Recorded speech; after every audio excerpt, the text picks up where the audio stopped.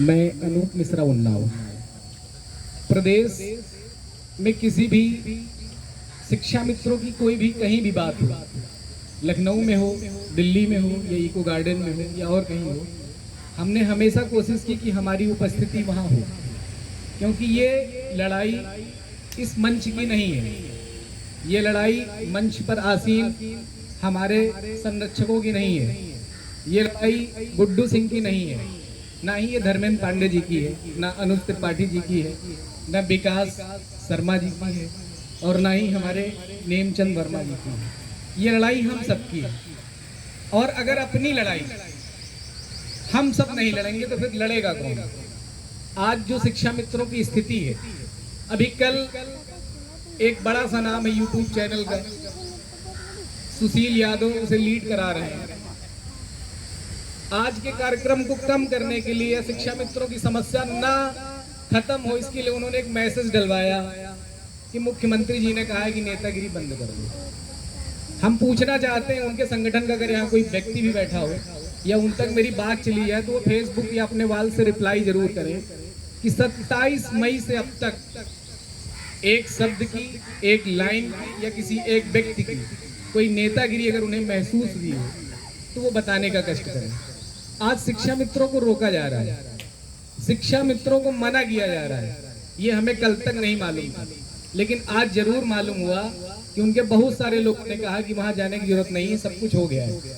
आप लोग बेवजह समय ना बर्बाद करें। संगठन आपके लिए सक्रिय और काम कर रहा है। संगठन तो बहुत सालों से काम कर रहा है, लेकिन जब लड़ाई को एक प्लेटफॉर्म पे खड़ा किया गया, और हमने पहले भी कहा था ये हमारा धरना प्रदर्शन नहीं है, ये कोई हमारा आंदोलन नहीं है, ये हमारा प्रार्थना कार्यक्रम है। हम प्रार्थना कर रहे हैं अपने उत्तर प्रदेश के माननीय मुख्यमंत्री से, बेसिक शिक्षा मंत्री से और बेसिक शिक्षा विभाग के अधिकारियों से। बहुत सारी चीजें 25 जुलाई 2017 के बाद हम लोगों के साथ घटित हुई, लेकिन एक पहली बार प्लेटफॉर्म मिला जहां पर हमारी बात सीधे शासन तक पहुंच रही है। निश्चित रूप से कोई मानता हो या ना मानता हो, लेकिन जो यहाँ पर है, जो सोशल मीडिया को देख रहा है, जो न्यूज चैनल्स को कवर कर रहा है और जो प्रिंट मीडिया को पढ़ रहा है, पहली बार शिक्षा मित्रों के पक्ष में अगर कुछ लिख रही है मीडिया तो ये गुड्डू सिंह जी के कार्यक्रम का रिजल्ट है, इनकी मेहनत का रिजल्ट है। और हम सब लोगों की जो उपस्थिति है, विषय ये नहीं कि हम बहुत संख्या में नहीं है, लेकिन यहाँ पर हम जितने भी लोग हैं संगठित हैं, सुसज्जित हैं, व्यवस्थित हैं। हमारे किसी भी वक्ता के द्वारा, हमारे किसी भी कार्यक्रम के आयोजक के द्वारा अब तक एक भी शब्द की ऐसी व्याख्या नहीं की गई जो शासन, बेसिक शिक्षा विभाग या हमारे शिक्षा मित्रों के खिलाफ है। अभी भैया ने बात की एनईपी 2020।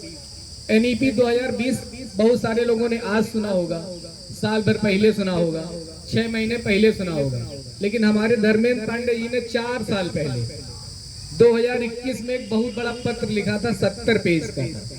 उसकी ड्राफ्टिंग की गई थी कि एनईपी 2020 से शिक्षा मित्रों को कैसे लाभ मिला। हम लोगों ने जब पढ़ा तभी हम समझे थे कि एनईपी 2020 अगर लागू होगा तो या तो हमारा संपूर्ण समाधान होगा या हमारी पूरी तरीके से व्यवस्था को खत्म किया जाएगा। ये तय बात है। अभी एनईपी 2020 को हम लोग बहुत हल्के में ले रहे हैं, लेकिन ये शासन, विभाग और शिक्षा मित्रों के लिए या तो एक बड़ी पॉजिटिव चीज लेकर के आएगी या निगेटिव लेके के आएगी। पॉजिटिव का मतलब हम आज सीधा सीधा बता देते हैं कि राष्ट्रीय अध्यापक शिक्षा परिषद का मानक, एक सहायक अध्यापक बनने का वर्तमान में मानक है कि कैंडिडेट ग्रेजुएट हो, बीटीसी या डीएलएड हो, टेट या सीटेट हो। ये जो भी योग्यता रख रहे हैं आज हमारे शिक्षा मित्र, वो सभी सुरक्षित है। और ऐसा नहीं कि हमारे जो टेट नहीं पास कर पाए शिक्षा मित्र, नॉन टेट एक वर्ड जोड़ दिया गया। नॉन टेट का मतलब हो गया जो टीईटी नहीं क्वालिफाई है, या जो टेट पास हो गया वो टेट क्वालिफाई हो गया। नॉन टेट का मतलब किसी शिक्षा मित्र का सम्मान कम करने की बात नहीं की गई। ये हम आप नहीं कर रहे। जब सरकार आंकड़े मांगती है, आप अपना विद्यालय में शिक्षक, शिक्षा मित्र प्रोफाइल अपडेट करते हैं, तो उस कॉलम में आप खुद नहीं लिख पाते हैं टेट क्वालिफाई, क्योंकि आपके पास वो 1-2 नंबर की कमी कहीं न कहीं रह गई होगी। लगभग 46,000 में सारे शिक्षा मित्रों ने परीक्षा दी टेट की, किसी का दुर्भाग्य रहा कि 1-2 नंबर से फेल हो गया। हमसे ज्यादा योग्यता रखने वाला आज हमारा नॉन टेट शिक्षा मित्र हमारे बीच में मौजूद है। इत्तेफाकन कि हमें 1-2 नंबर कहीं से मिल गए, मेरे 90 हो गए। अभी ये जो सुपर टेट एग्जाम हुआ, बहुत सारे ऐसे लोग भाग्य से शिक्षक बन गए। मेरे बगल में जो बैठा था, मैंने उसकी हेल्प की, वो 88 से 90 हो गया। मेरे 95 से 97 नहीं हुए, 88 से 90 हुआ। वो टीचर है। हर टीचर्स डे पे उसका एक मैसेज आता कि भैया आपने मेहनत की थी, इसलिए आज हम अध्यापक हैं। तो विषय ये नहीं, सब भाग्य का खेल है। कभी कभी भाग्य इतनी मजबूत होती कि कुछ चीजें अपने आप मिल जाती हैं। और इस बार हमें उम्मीद है कि अब शिक्षा मित्रों की भाग्य जरूर मजबूत होगी, क्योंकि संघर्ष बहुत लंबे समय से हो गया। लंबे समय से हम लोग संघर्ष कर रहे हैं और हमारी भाग्य का ही रिजल्ट है कि शासन में भी हम पॉजिटिव होते चले जा रहे हैं। कहीं ना कहीं सरकार पूरी तरीके से इस कार्यक्रम को, चाहे वो आपका 2 वक्त की 2 जून की रोटी का कार्यक्रम रहा हो या 5 जून को माननीय मुख्यमंत्री जी का जन्मोत्सव कार्यक्रम रहा हो, इसके पहले सुंदरकांड का पाठ, एक जो चौपाई का चयन किया था, जिसने भी किया हो मुझे नहीं मालूम, लेकिन मेरे मन में था कि वो चौपाई यही होनी चाहिए। वो थी कठिन सुकाज कठिन जगमाही, जो नहीं होई तात तुम पाही। तो असंभव को भी संभव करा देने वाली चौपाई है। और हम तो चाहते हैं कि आज जितने लोग यहाँ पर हैं, अपने मन में संकल्प कर लें कि आप कैसा समाधान चाहते हैं और निरंतर उस चौपाई का 21 बार 51 बार अपनी पूजा के साथ उसको शुरू कर दीजिए और लक्ष्य बनाइए कि मुझे ये हासिल करना है। इस चौपाई को ताकत दीजिए। कभी कभी होता क्या, मंत्र बहुत बड़े बड़े काम करते हैं। जब भगवान राम का और रावण का युद्ध हो रहा था, तो राम कई बार असफल हो रहे थे रावण के सामने, क्योंकि उस समय विभीषण जो था रावण के साथ था और विभीषण भगवान राम की उपासना कर रहा था। तो जहां भगवान राम की उपासना हो रही थी, वहां स्वयं भगवान भी जीत नहीं पा रहे थे। रावण ने अहंकार बस विभीषण को बाहर निकाला। वही विभीषण जब भगवान राम की तरफ आते हैं, तो वही मंत्र भगवान राम की तरफ होते हैं। पुण्य किधर का बढ़ता है? भगवान राम की तरफ का पुण्य बढ़ता है और रावण का पाप बढ़ता है। तो हमारे शिक्षा मित्रों को पुण्य बढ़ाने का काम करना है। बहुत सारी चीजें हमारे आपके खिलाफ थी, हम सब में से बहुत सारे लोग जानते हैं। हम यहाँ पर खुले मंच से कहना नहीं चाहते हैं।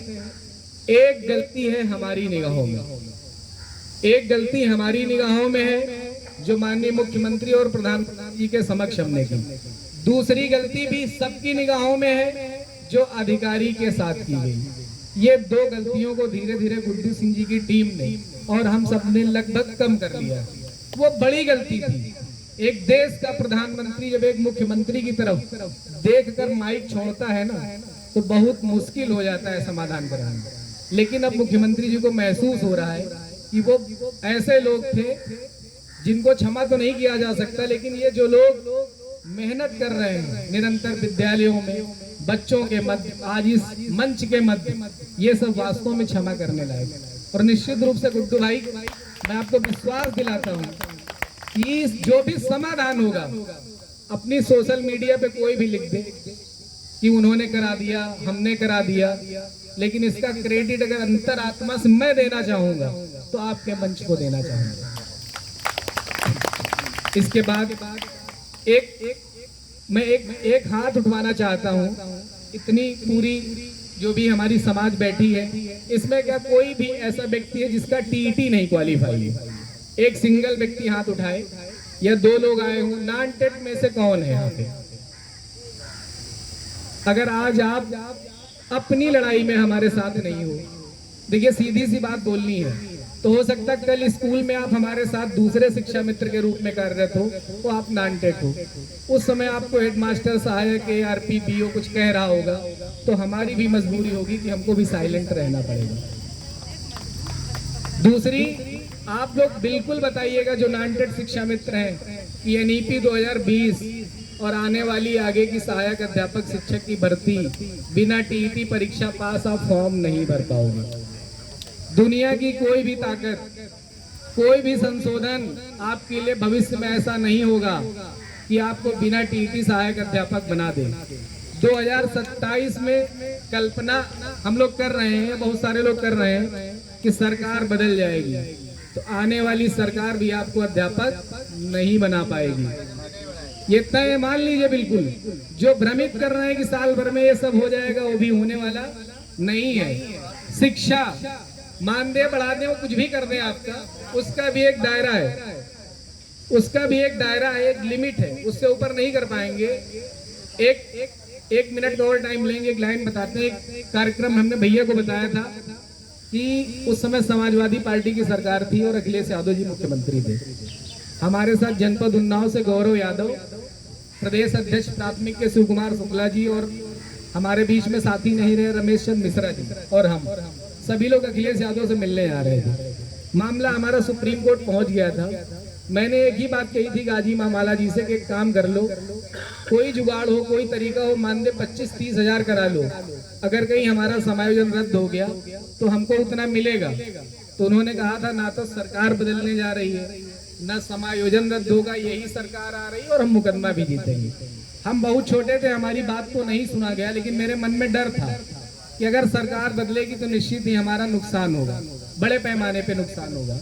तो आज हमारा जो भी ये कार्यक्रम चल रहा है, हम सबकी जिम्मेदारी है कि अगर एक एक लोगों को भी लेकर के आएंगे, जरूरी नहीं हो सकता हम कल ना आ पाए, आप ना आ पाओ, लेकिन अपनी जगह किसी एक को भेज दो। 2-2 लोग, 4-4 लोग, 5-5 लोग अगर जनपदों से आते रहेंगे तो 200 से 300 के लोग यहाँ पर मंच पर उपस्थित रहेंगे। जो मंच पर बैठा होता है उसकी सबसे बड़ी ताकत सामने बैठे लोग होते हैं। जब सामने बैठे लोग होते हैं तो मंच को ताकत मिलती है। गुड्डू सिंह को और कुछ नहीं चाहिए, सहायक अध्यापक बन जाना, गुड्डू सिंह से मिठाई ले जाना, देने मत आना, लेकिन एक बार इनको ताकत तो दो। इनको जब मुख्यमंत्री जी कल को बुला लें कि गुड्डू सिंह जरा वो फोटो दिखाओ जिसने इको गार्डन भर दिया हो या तुम्हारा पूरा वो टेंट भरा हुआ हो, इनका भी तो कॉन्फिडेंस बढ़े। ये लड़ाई लड़ रहे हैं 50,000 52,000 लोगों की और उसका 10% भी यहाँ नहीं पहुंच रहा। सोचने वाली बात है। जब नॉन टेट ने लगातार कहना शुरू कर दिया कि ये टीईटी पास का धरना है, तब तो समझो ना कि ये आपका धरना है। गुड्डू सिंह ने लाइन नहीं डाली, ना इनके मांग पत्र में थी, ना इन्होंने कहीं लिखा और ना ही ये भविष्य में कभी लिखेंगे। लेकिन जो लोग गए नहीं कि आपका कार्यक्रम है, अगर हमारी बेटी की शादी और समाज कहना शुरू कर दे कि आपकी बिटिया की शादी है, तो मेरी जिम्मेदारी बनती है कि हमें पूरा इंतजाम करना होगा।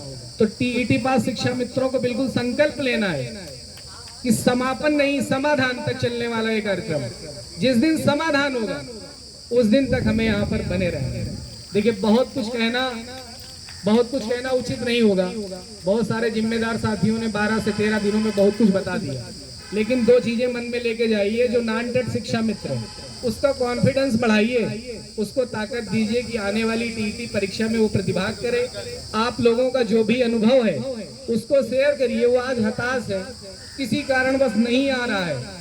अगर मैं 68,500 की भर्ती के पहले टीईटी पास होता तो मैं भी मास्टर होता, क्योंकि उस समय 67 नंबर की जरूरत थी। हम भी सुप्रीम कोर्ट का मुकदमा लड़ रहे थे राम कुमार गुप्ता एंड कंपनी के साथ। हमें भी लग रहा था टीईटी की जरूरत नहीं है यार, ये तो फालतू की बात। तो मेरा पूरा मन था कि बिना टीईटी के ही समायोजन हुआ और हमारा मुकदमा चलता रहेगा और हम बच जाएंगे। मैंने टीईटी परीक्षा दी, मेरे 87 नंबर है, मैं फेल हो गए क्योंकि हमने पढ़ाई नहीं की। जब हम फेल हो गए तो मुझे लगा कि नहीं पढ़ना चाहिए। इसके बाद मैंने पढ़ाई करी, मेहनत करी, मैंने 126 नंबर यूपी टीईटी में हासिल किए।